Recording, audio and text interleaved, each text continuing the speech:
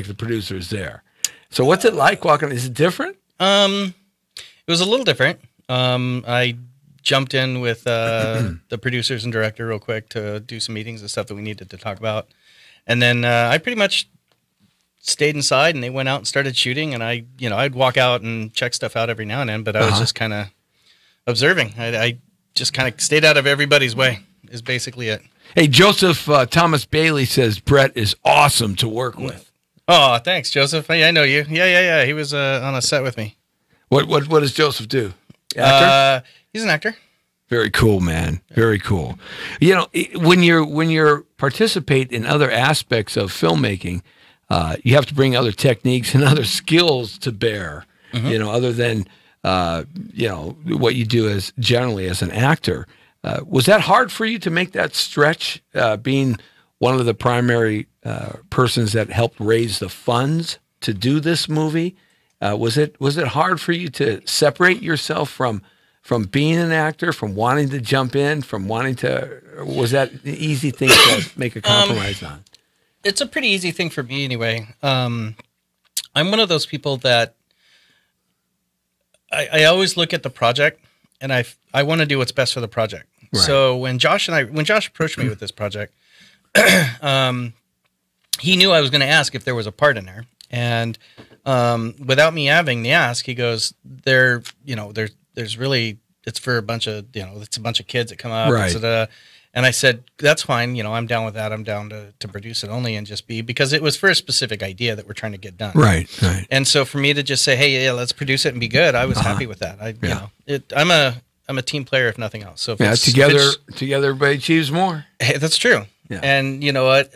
It got us in the door where we wanted. It got us the distribution we were looking for. And now with future projects, there's more opportunities now. Absolutely. So, yeah. If that's and what when we this needed. thing goes full distribution out there, man. Hey. I just want to tag along, okay? Can I tag along with you? Yeah, of course, man. Of course. Come on, stop. Well, what you don't know about Brett, he served in the United States Navy and the United States Army. He served in 2 military enterprises in the first Iraqi war with all the oil in the air, and when Saddam Hussein in the early 90s. I congratulate you on your service, man. Thank you. I really appreciate you going out there. Not only did he serve in the Navy, but he served in the Army. So he re-upped into a different military branch at some point in your career. Why? So I was in the first Gulf conflict, and I was in both of them, actually. But Right. the first time, I got out and I went into the Army National Guard for a minute, and decided I really didn't like the Army as much as I did the Navy. And so I got out of the service totally, went back in the Navy Reserve, and that's when someone ran planes into buildings in New York, and I was activated right away to be mobilized for the second Gulf conflict. So I went back for the second one because, you can only stay out of the sandbox so long before you want to go back. Yeah. So Especially when you still have that in-service mind, that mental capacity, and you're still in that moment, that movement, that energy. Yeah. So I volunteered, and they said, we want people that are going to want to go back. I said, I'll go. Send me. Were you able to keep your same rank when you went from one military branch to the other? I always wanted to ask that. I was. When that was all over with and my time at the Navy Reserve was almost up, I had an opportunity to put my warrant packet in at the Army side because I was in E5 up for E6. Right. And so I decided to switch over Army and see if I could get my warrant packet put together and unfortunately, my life started going in a different direction. Right. That didn't happen. And that was my last branch of the service was the Army, and I got out in 2009. Did you get the Hollywood bug at that time, or did that happen when you were a kid? I've had the Hollywood bug since I was 14 years old. Oh, okay. Yeah. So that, but that absolutely being in the military though gives you an awakening to how things really function and how the world really functions. That's one thing I always say about most Americans. They never leave this country, so they never understand how the rest of the world actually reacts to us or reacts on a daily basis. No, you're absolutely right. Yeah. You're absolutely right. Everybody thinks Americans act like if you're living in North Carolina, that going to Arizona, that's a big difference. But when you go from Mississippi to Saudi Arabia, that's a big difference. So, I was a magician at 14 years old, right? Yeah, I knew you practiced magic. Okay. Yeah. You want to see something that first-time viewers are going to get to see? I love magic. That's me at 14 years old. Oh. Performing one of my magic shows. Oh. Look at that. There's a throwback for you. Wait a second. Wait, look at that. Wait, you're the little kid, huh? No, I'm the guy with the magic stuff in his hand. I couldn't tell because you're so skinny then. I was very... Saying I'm fat now? Oh, no. I would never call a man who served our country fat. I would just call him muscularly plump. You like that? You like that one? I get out of that one pretty good? Kind of hard to see in there. Yeah. Come on. Get in here. Figure it out. Yeah. Oh. Oh, here. Well, we lost it. We lost it. So you were doing magic at 14. At 14 years old, I was a professional magician. I was being paid to do shows. Can you do a magic trick for me now? There's another one here with me putting I was getting ready to put a torch through my aunt's head. You talk about parent and adult abuse in a family. It's not child abuse with you. It was adult abuse. No. You were abusing She them. volunteered. I was just going to put a torch in her head. It was kind of fun. Magic is an opener to everything. Magic is like comedy. Magic and comedy. If you can do That's why magic, I became a comedian. Yeah, a comedian. I mean, it's one of the best way to meet girls. Magic and comedy. Well, you'd think. Yeah, well, no, come on. Magic is. Well, so I went into magic when I was 10 years old and was a professional magician at 14. Yeah. And the reason I went into magic at 10 was because I thought, you're right, it's a way to meet girls. Right. My first professional paid magic gig Right. was a Girl Scout troop, and I was 14 years old. So in essence, it was a way to meet girls. It worked. It worked. Yeah, absolutely. So all magicians cannot talk about the real punchline of a piece of magic that you're performing. Can you tell us a secret about any of the maybe some basic tricks and how they were solved? Something that you can share with us? A basic secret? Yeah, just like, how do they saw somebody in half? By saying, Mecca Lecca Hi, Mecca Heine Ho. Mecca Lecca Hi, Mecca Heine Ho. Correct. Mecca Lecca Hi, Mecca Heine Ho. Correct. Now, do you want to know the secret? Yeah. Repeat after me. Okay. Owa, Oa, Tagu, Tagu, Siam. Siam. Now say that all together. Oa, Tagu, Siam. You certainly are.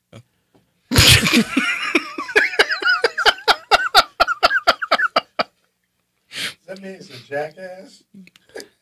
Say it together, and what's it say? You know something? In 2019, I made a promise that I was going to be a nice guy and not be so sarcastic and maybe even love some demon crazy Democrats.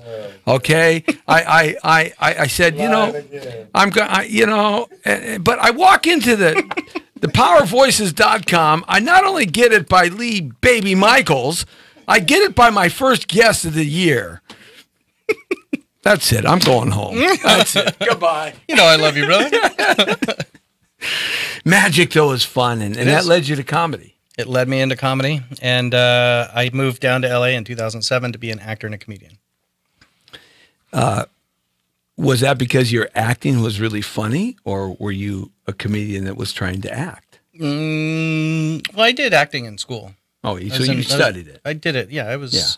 I didn't go to college for it, but I did study it in high school, and I was an actor. I was in theater. And all when you do comedy, it's almost, that's like your training center right there, because timing and being on stage by yourself and having to hit the joke when one night it works and the next night it doesn't work, and you have to adjust. Yeah, that works on. I did that on a comedy tour, and we were adjusting every city we were in. Everywhere. So that's sort of like a training facility right there, because you're really dealing with situations as they arise, trying to tell your stories. And are you still doing comedy? I don't do stand-up as much anymore. I'm kind of back on the improv track again. I'm a groundling, so you can find me hanging out there every now and then. Well, that's great. I'm a man, so. That's good. You're a groundling, yeah. Groundlings Improv School. I knew about that.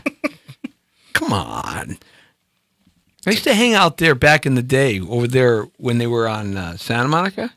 Yeah. Melrose. Oh, wow. It's okay. It's all right. Thank you. But pretty much now my acting and my music careers pretty much got me tapped up. So, yeah.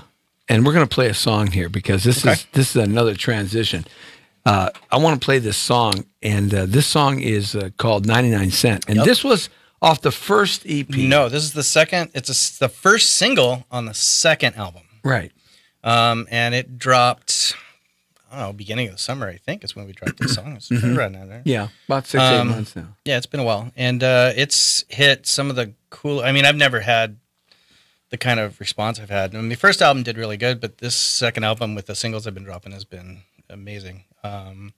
We had... well, you're on all the... you're on Cloud. You're on Tunes and everything. Spotify. Yeah, I think this song actually hit over 100,000 plays on Spotify alone. It had probably a couple million on. Yeah, SoundCloud. I read some of the comments too. The people were writing about it. They were cool. Oh yeah, they like it. So it's a good song. It's a song about the struggle when you know how you grew up. A little bit about me growing up. It's about some of the things I went through.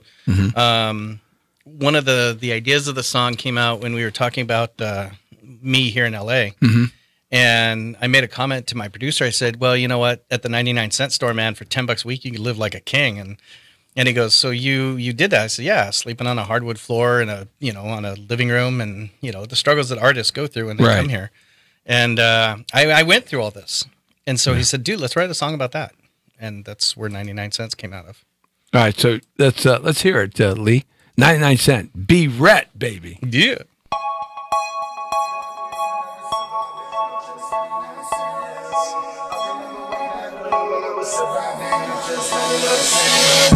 I remember way back when I was surviving on just 99 cents. I remember way back when I was surviving on just 99 cents. I remember way back when I was surviving on just 99 cents. I remember way back when I was surviving, I was surviving. Grew up in the 303, thinking we bad and running the street.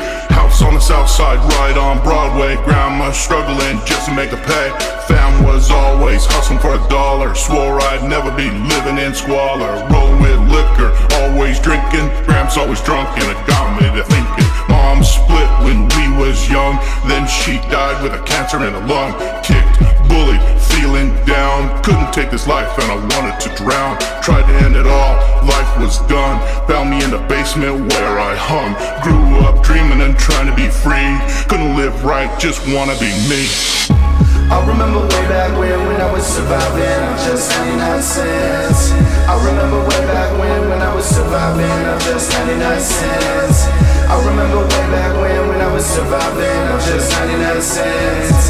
I remember way back when I was surviving, I was surviving. Moved to Cali, dreaming of stars, looking for fame and fancy cars. Told many times that I'm crazy dreaming, living life, planning and scheming.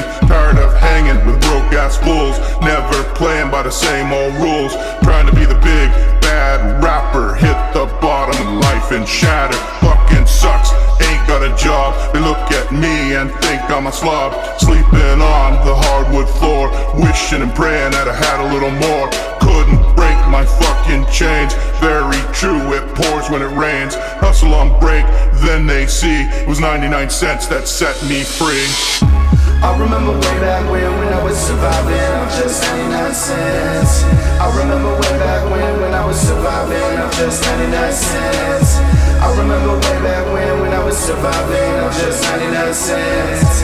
I remember way back when I was surviving, I was surviving. 3 years back I made the choice. I stood up, found my fucking voice. Started living and pushing it over, feeling the weight off my shoulders. Stepping one in front of the other, no looking back, hungry for another. Living life the way I always wanted. My past defines, but I'm not really haunted. Not gonna lie, it was a struggle. Life ain't easy on bare knuckles. Let me share one little clue. Your life can be lived just for you.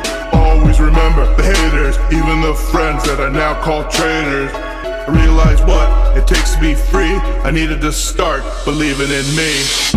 I remember way back when I was surviving on just 99 cents. I remember way back when I was surviving on just 99 cents. I remember way back when I was surviving on just 99 cents.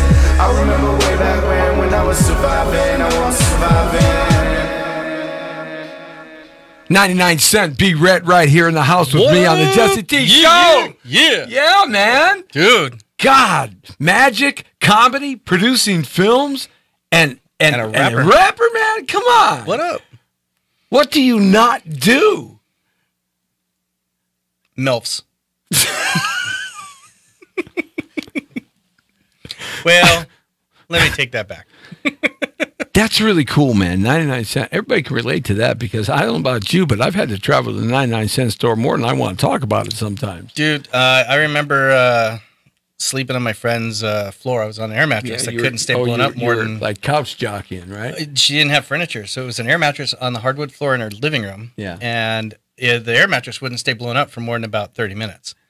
So it would always just, die out. And I had 2 airplane pillows and 2 airplane blankets. That's what I was using to cover up. Those are the worst things in the world. And I had a pop-up closet. That's what I had. And I kind of built a small little bedroom out of that. And that was down by MacArthur Park, man. I remember living. I remember we were there for 6 months. That's like little Central America, man. Dude, we were there for 6 months. I remember. Go down, eat on the street with all the vendors and stuff for like, $2, right? Yeah. Yeah, man. And you'd be amazed what you can do with 99 cents for food and drinks and stuff. Yeah, you still can. I mean, you can shop around and still survive. You can go to Taco or not, was it Jack in the Box, buy a 99 cent drink and take 2 or 3 of the receipt coupons in. Yeah, and get like 6 tacos. Yeah. Well, that's what we're gonna go do after the show. No, I'm good.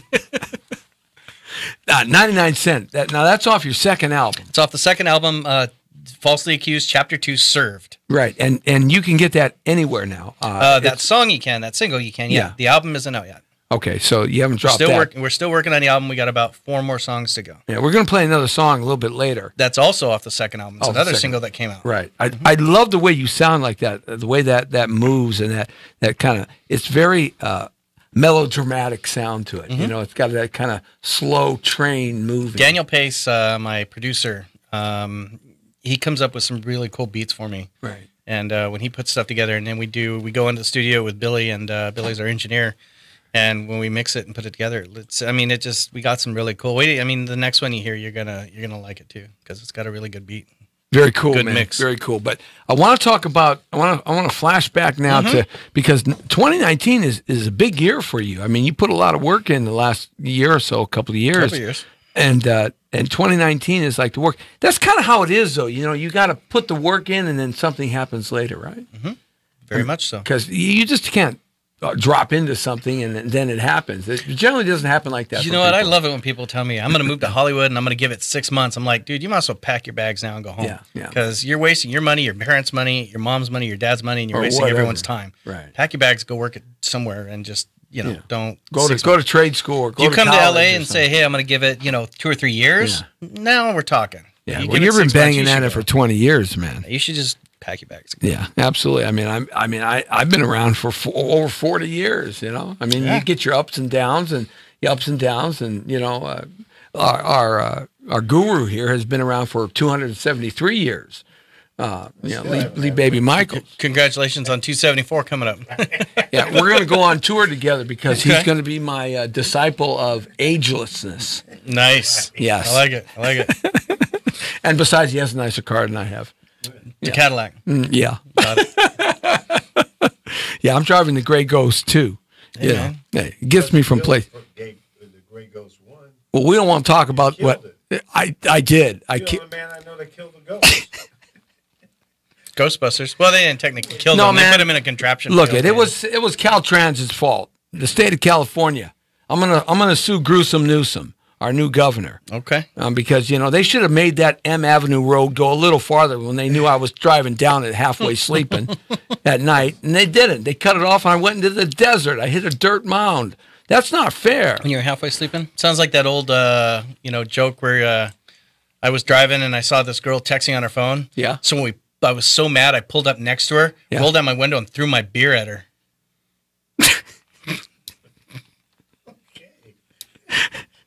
What? What? Doesn't everyone drink and drive in LA? Oh yeah, drive through liquor stores. That's right. I'm going to steal that one. Okay, it's going to be my joke of the day. Do what you do. I'm plagiarism all the way. Do what you do. Yeah, man. I'm like Carlos Mencia, man. I steal everybody's stuff. Hey, man, do what you do. Dang proud of it. Uh-oh. Probably be fighting with Carlos here in a little while. That's all good. No, I hear he's kind of a wimp. Yeah. Well, we found that out, didn't we? Absolutely. What's it like performing on stage as a comedian? Seriously, what is it like? I mean, is it nervous? When it's going great, it's going great. But what's it like when it's not going so great? How do you make it great again? I do a lot of audience work. Yeah. I know a lot of comedians. There's different types of comedy. Right. Some comedians get up there and they tell stories. Some comedians get up there and they just tell one-liners. I mean, Rodney Dangerfield was the king of one-liners. Yeah. Man, that guy was amazing. Yeah. George Carlin was the king of storytelling. Yeah. I'm more of the like Andrew Dice and Sam Kinison. I get up there and audience participate. I'm a big audience guy. Right. And so I should never come to your audience, otherwise I'm going to get picked on. I try and pick on everyone in the audience. So, I try and go at it all. But, and if you're in the front row, you're doomed. You might as well just call it a day. Yeah, you might as well, no, it's... So I can't be coming there looking like a transgender? You can come in here looking like however you want. Right. I don't care. Oh, okay. But yeah, I have my jokes I tell. I have my set, and then I do a lot of improv with the audience, and I just work the audience. Yeah, you kind of give and take. I love, girls like it when you give and take. I haven't had a girl in so long, I don't know. I'll send pictures next time. I have Dan the Man for that. Thank you. Yes. Yeah, you do. Yes, Dan the Man. Dan the Man. So tell me about this new project, 2019. We were touching on a big year for you. You've got a film that you produced that's going to go full distribution. That is like so cool, guys. That's unbelievable. You've got the talents of being doing comedy whenever you want and magic and stuff, and you're an actor too. And in this next series, this next film, or this next TV show, I believe it's going to be on Amazon. Correct me if I'm wrong. Amazon Prime. And tell me a little bit about this. This is like breaking into the big time cable, man. I mean, this is cable network right here, online cable network. The show's called Marissa Romanoff, and what I can tell you is it's a science fiction thriller noir type. Right. In a nutshell, it's about a woman who's trying to find her past and the people that don't want her to find it. Yeah, and what's the name of your character? Nice. Oh, Nice is the name of your character? Please. Nice, please? Please. Interesting. Why would they name a character Nice, please? Please. Please? Please. Okay. All right. Please. So it sounds like it has a Russian feel to it. Is it just the name? Georgian. Georgia. Not Georgia the state, Georgia the country. Right. Yeah. There's a lot of Russians in Georgia too. Yeah, that's kind of where some of it takes place. We'll be actually filming in Georgia. Is it the country or the state? The country. What country? Georgia. Where? Georgia. Yeah. And what's your name? My name? Yeah. Brett. In the film. Please. Oh, okay. So now do you play? I'm going to do a shout out, Miranda. He's trying to do this. So that's all I am. I never do mischievous things. I follow the line. The slightest thought never began to speculate about the merest possibility of crossing his mind. No, never. Me? Come on. It's Jesse T. Come on, man. Trust those brown eyes. They're full of bullshit. That's true. No argument. No, they aren't. Anyway, seriously. So is this a horror picture? Is it a murder mystery? Science fiction thriller noir. Really? Yeah. So aliens really cool. And shooting and fighting and battles and all that stuff? I don't know about... Well... I don't know. Yeah, you should just watch it on Amazon Prime when it comes out. Right. We're going to see a little teaser on it right now. You're going to see a teaser that was played at MIPCOM. It's up on IMDb. And it did real well there. Actually, they put on the, so MIPCOM is like Cannes for TV shows. Right. Right? It's over in Cannes, actually. It's yes. And on the beach, they actually put the Marissa Romanoff, wow. What do you call it? The billboard and stuff. And they played the teaser over there. So, wow. All right. So let's play this. This is... And what does your character do in this film, in this TV show? Please. your character just says please all the time? Please. I have probably one of the best roles in the TV show. At least I think so. Although one of the actors, Elias, who's a good friend of mine, he might think his is better, but please. Are you a killer? Please. Is the lead a killer? Please. Man, I'm going to get this out of you before this show's up. Okay, let's play it. Let's play this right now. Just play it. It won't play. It won't play? No, I've been playing it for 30 seconds. Well, so now you have to talk about it a little bit more. You gotta explain it, please. Well, Just click on the thing again. Can you go back and we can put a camera on it and shoot it that way? Well, maybe we can do that. Yeah. Let's try one more. We'll take Please's camera and put it on it. Please. So you had to audition for this role. So the way this happened was I was at I forget, it was a business expo thing, a red carpet dinner. Right. And my agent was with me. And I had met Miranda at that event. Uh-huh. She's a showrunner. And so we had talked, and my agent got to know her a little bit, and they chatted a little bit. And then I introduced a couple of her clients and stuff to some folks that I knew there and stuff. Anyway, so we hit it off. Right. And it was a couple days later, Karen over at National Talent LA, Right. my agent, called me up and said, "Hey, Miranda has this TV show, and she's looking at some stuff, and she wants me to help see if we can do some casting." And I said, "Oh, cool.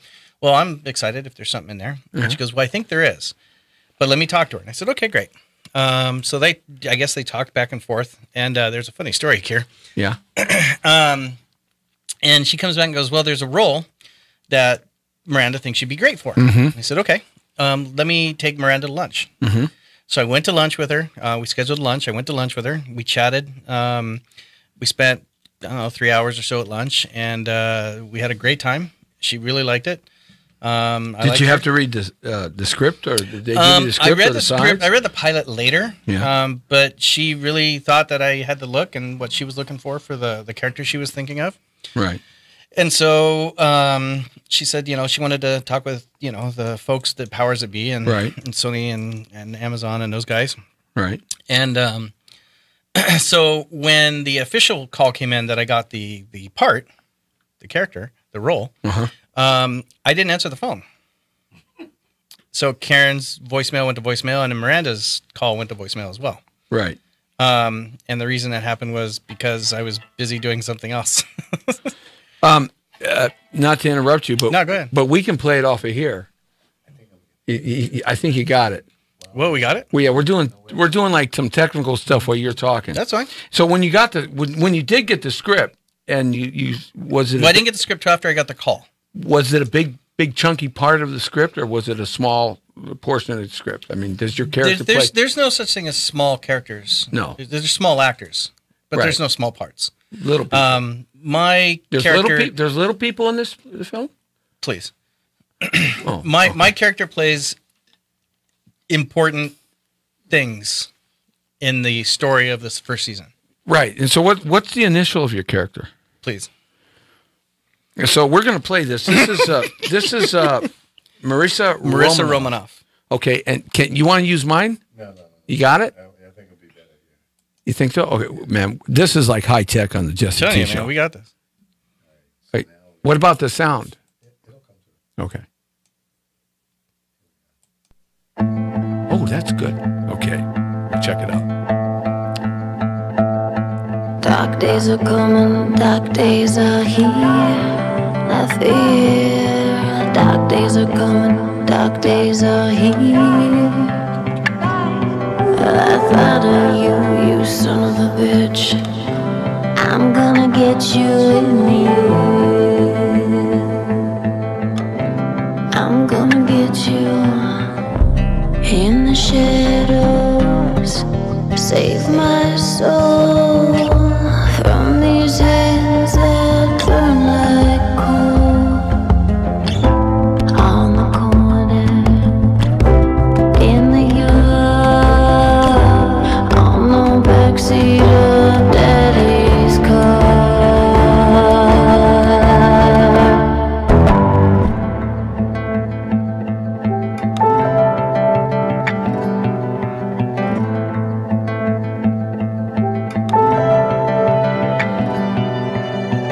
days are coming, dark days are here. I fear dark days are coming, dark days are here.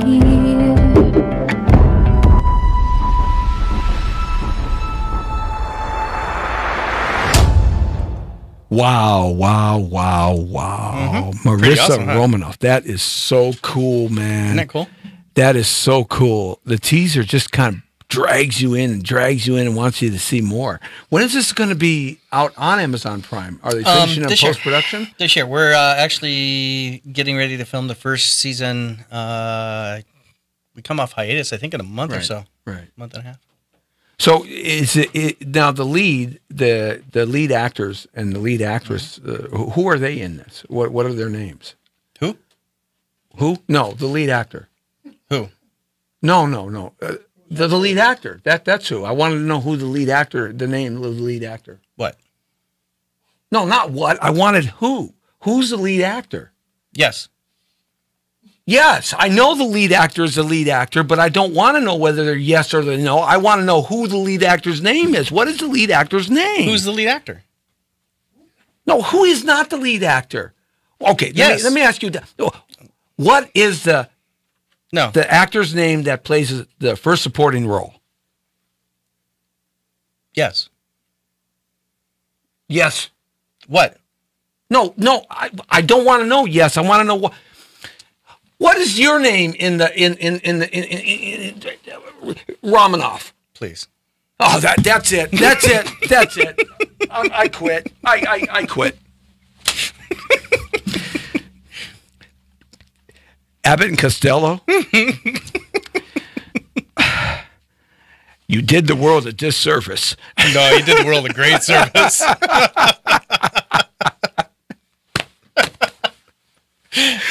I'm telling you, we ought to go on the comedy stage together. Tell you, man. That'd be a lot. We ought to do that. We should.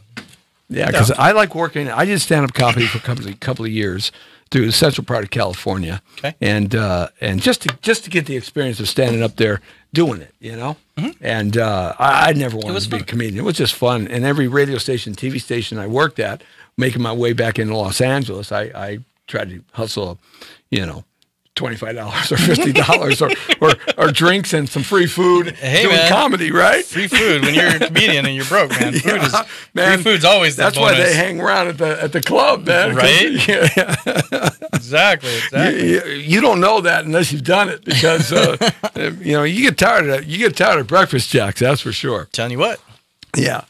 Darcy Donovan has us on. She's a great actress. She's been around for a long time. She says hello. Hi. Richard Baker, Richard Shimura has us on. Okay. Annette Kama is watching. Woohoo! Yeah, Annette, what's happening, baby? What up? Yeah, I like that picture there. Very nice. And sorry, let's one see. love. There we Yes, Richard Baker. Let's say Gigi Barberi. Gigi Barberia? Gigi Barberia? Yeah, that's how it is. I can never figure out people's names on Facebook and Instagram. I just terribly destroy them. And I don't mean to, but there's some these coded names, right? and it just drives you crazy. Can you imagine our parents naming us like our coded Facebook names and Instagram names? That was our name, like the guy that took the survey to get so many people to like his thing or whatever. Yeah. And he's named his son Maximum Prime or whatever. Yeah, that's right. Yeah. And like how long? I don't. This feels like a trap. What? What? Huh? Okay. Exactly, right? You know what? I think I should change my last name to Awesome. Okay. That way my two kids could be friggin' and totally. Sorry, I stole that joke. You did. I did. Okay. That's all right. Hey, man. Well, some girl asked me how old I was the other day when I was with my buddy, and I said, he's 45. I'm somewhere between juvenile and senile. I stole that joke. And she said after that, Yes. yes. Thank you. Boston Legal. How was it fun to be on there? Oh, it was a lot of fun being on there. Yeah. I still talk to a couple of my friends that are from there. Yeah. You get a chance to meet William Shatner, I did. Captain Kirk? Well, I didn't meet Captain Kirk. I met Bill Shatner. Yeah, but, he's Captain Kirk. You can't. No, he's Bill. Yeah, he's so good, man. He was so good in that Mad Cow Disease. I love that. I like Bill. I do too. Angels and Demons. Oh, jeez. That was a long time ago. Yeah, going back, huh? Yeah. I'm gonna hit you. The Numbers Game TV series. Oh, yeah, I did an episode of that. I forgot. Yeah. I was a preacher, I think. You're preaching the Bible, baby. Numbers. Yeah. I was the. The Numbers TV show. No. I was the. So they had it was the one where they did the church that did the self-sacrificing kind of. Oh, thing. yeah, I was one yeah. of the deacons, one of the top deacons. The Dream Napers TV series. Oh yeah, Dream Neighbors. I played the father. That's actually where I met Charlotte Brannon, a young actress. I think she's 13 now, 12 or 13. She battled cancer and won leukemia. And won. Right on, man. Yeah. Right on. So, and I'm gonna say it. So fuck cancer. Yeah, absolutely. It's all right, right. buddy. Tough Love. That was a short film you did. Yeah. Yeah. So yeah, good stuff, man. You've got some cool stuff coming up, though. I mean, you've got Mangled Romanoff. Angels. Mangled Angels, Marissa Romanoff. Mangled Angels One Remains. is a cool thing that's going to be coming up. That's something that We've been that working you've on taken for a while. a long time. As long as I've known you, you've been working on Mangled Angels. That's a sci-fi series. That's a horror It's series. a horror thriller franchise. Yeah, franchise. Yeah, we're trying to get some stuff on that. Absolutely. Oh, Yeah, that's going to be real cool. I mean, so you put your time in. You really put your time in, and when you put your time in, I think you respect when it starts flowing for you a little bit better than when it just happens for you when you come off the boat. I don't know if it just happens for you coming off the boat anymore. I mean, I think those days of being discovered are long gone. Yeah, at the Schwab's cafeteria and stuff like that. It's not happening anymore. Yeah.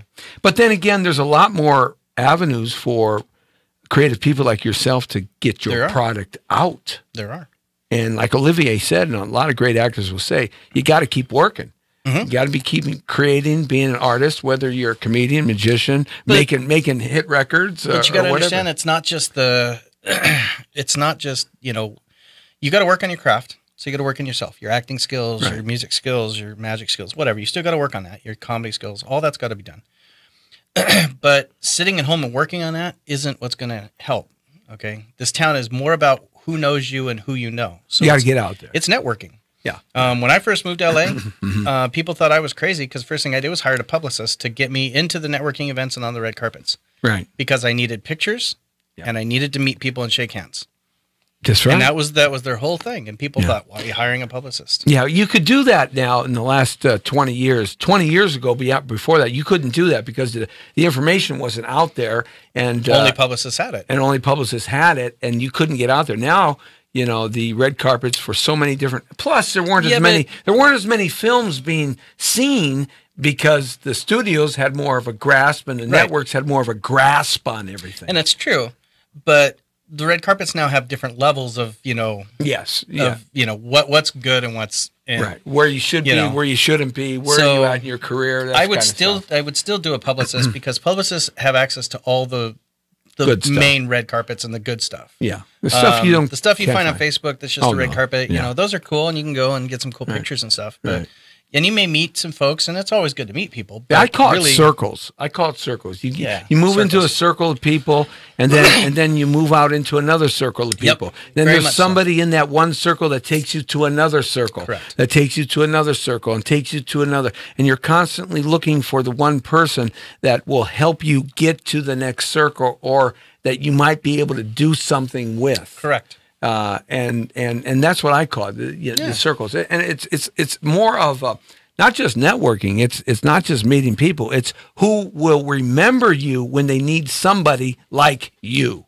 Who you know Yeah. and who knows you. That's right. And who Lots remembers of you. pictures. If they can Google your name and your image shows up on Google, Boom. that's a good thing. Yeah, absolutely. Well, I got my image all over the post office.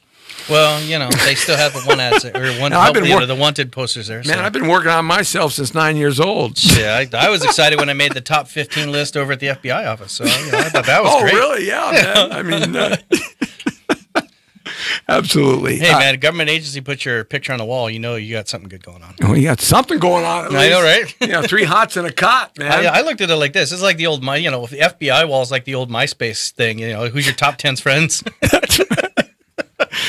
And they don't die; they get executed. And As they, Billy Joe got executed on Tuesday. Poor guy. See, I need a new friend to take a I spot. got to take a spot. That's right. Absolutely. Let's play this next song, Lee. And this is called The Game. second. This is the most recent song I came out with. This is a song that basically is when you're successful when people start coming after you. Yes. And so people started coming after me, and they're trying to take what's not theirs. And this song is basically a diss calling them out. And so far, I haven't had anyone diss back. So I guess they're scared and want to stay at home in their mom's basement and just cry. Well, dude, you look like Biker Becoming here, Hey, man. I mean, I'm here, and if they ever want to step up, they're welcome to come down and check it out. I'm right here. I ain't going nowhere. I got my 45. Let's go. Let's do it, baby. I'm down. Right on. I can run really fast and far, too, for a long time. Hey, what I tell people all the time, all I got to do is be as faster than you. That's it, man. I got to outrun you. I got to have my boots on when I wake up in the morning, and your boots have to be gone. Absolutely. Okay, so this is called The Game. The Game. And this is from the second album. From the second album. It's the most recent single, and this has hit some really unprecedented numbers. Okay, it's B. Rhett right here B. Rhett on the Jesse T Show. Yeah, yeah.